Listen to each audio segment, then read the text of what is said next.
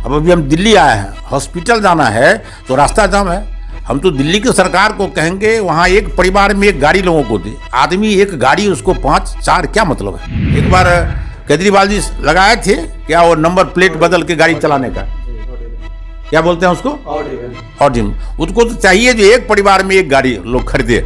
नमस्कार, news for nation देख रहे हैं आप, मैं हूं आपके साथ धीरज सिंह। चुनावी रणनीतिकार प्रशांत किशोर ने बिहार से अपनी राजनीतिक पारी शुरुआत करने का ऐलान किया। हमारे साथ हैं बिहार सरकार में मंत्री रामप्रीत पासवान जी।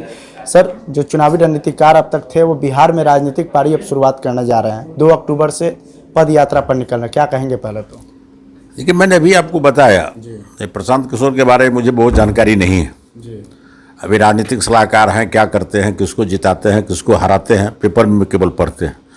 अब लोकतंत्र में अपनी बात कहने का सबको अधिकार है, तो अब यात्रा पर चल रहे हैं तो अपनी बात कहेंगे, उससे हम लोगों को बहुत ज़्यादा ये नहीं है। वो क्या कर रहे हैं उनका अपना व्यक्तिगत है, और पार्टी लंच कर रहे हैं या पदयात्रा कर रहे हैं या ये एक अपना ये सामाजिक योजना बना रहे हैं, वह इनका बात है, वो मैं उसमें कुछ विशेष नहीं बता पाऊंगा आपको। क्या लगता है कि उनके राजनीति में आने के से बिहार की राजनीति पर कुछ असर या प्रभाव पड़ेगा? कोई भी असर नहीं पड़ने वाला है, एक व्यक्ति से कोई असर नहीं पड़ने वाला है। बहुत बड़े नेता नहीं है, वो सलाहकार हैं, लोगों को जिताते हराते हैं, तो अपने आ जाए मैदान में, उनको पता चल जाएगा जो बिहार क्या है।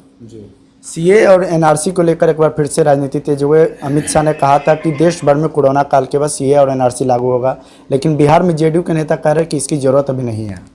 देखिए, हमारे गृह मंत्री ने जो बात कहा है वो अच्छी बात है। सीए लागू होना चाहिए, पूरे देश में लागू होना चाहिए मेरे समझ। मैं अपने गृह मंत्री को इसके लिए शुभकामना व्यक्त करता हूँ। रही बिहार की बात, यहाँ एनडीए गठबंधन की सरकार है, हमारे माननीय मुख्यमंत्री जी हम देखे आज पेपर में कहें जो विचार करेंगे तो विचार करेंगे। तो वहाँ हम लोग अकेले तो हैं नहीं, अब साथ में हैं, तो निश्चित रूप से विचार करके ही कोई बात होगी, लेकिन हम लोग चाहते हैं कि सीए लागू हो। एक आखिरी सवाल है कि लाउड स्पीकर को लेकर भी राजनीति तेज है।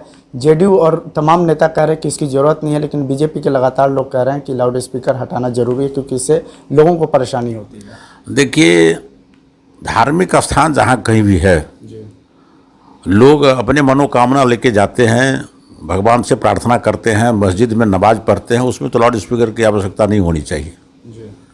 उसमें जो हमारे नौनिहाल बच्चे हैं, जो पढ़ाई लिखाई करते हैं, जो शांत भाव से समाज में रहते हैं, निश्चित रूप से इनको दिक्कत होता है। धार्मिक स्थान में लाउड स्पीकर की क्या जरूरत है? आप किसको सुनाना चाहते हैं? जो श्रद्धा से जाता है भगवान के शरण में, अल्लाह के शरण में, अपना प्रणाम करे, उसमें ये लाउड स्पीकर बजाने से क्या, जो मैं वहाँ जा रहा हूँ दर्शन करने के लिए, इसकी तो आवश्यकता ही नहीं होनी चाहिए।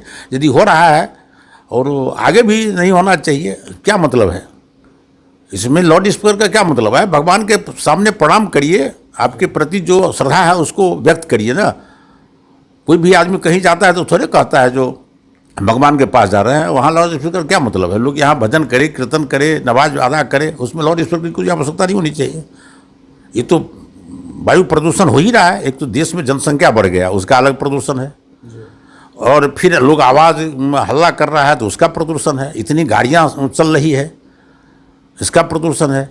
ये तो जनसंख्या के चलते पूरा देश तबाह हो रहा है, प्रदूषण के चलते देश तबाह हो रहा है, लोगों का जीना मुहाल हो जाएगा एक समय में।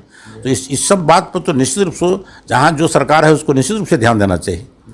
ये पहले मानव को आप जिंदा रखेंगे ना, और उसको आप प्रदूषण करके उसको ही ख़त्म करेंगे। नए नए तरह की बीमारी हो रही है, बीमारी से लोग मर रहे हैं, कैंसर फैल रहा है, ढेर सारा समस्या पैदा हो रहा है।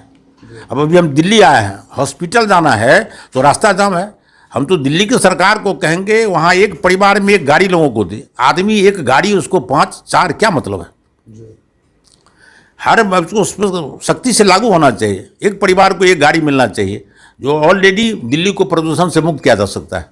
अब इतनी गाड़ी चलती है और उसका जो कार्बन मोनोऑक्साइड, कार्बन डाइऑक्साइड निकलता है, ढेर सारा समस्या पैदा होता है लोग को। मतलब 12 बजे दिन में लगता है जैसे कुहासा लगा हो। मैं कल हॉस्पिटल जा रहा था, आधा घंटा हमको रुकना पड़ा वो जाम के चलते। क्या मतलब है इतनी गाड़ी का? तो निश्चित रूप से उस पर रोक लगना चाहिए, जो सरकार को चाहिए उस पर रोक लगावे। एक बार केजरीवाल जी लगाए थे क्या वो नंबर प्लेट बदल के गाड़ी चलाने का, क्या बोलते हैं उसको, ऑडिम, उसको तो चाहिए जो एक परिवार में एक गाड़ी लोग खरीदे।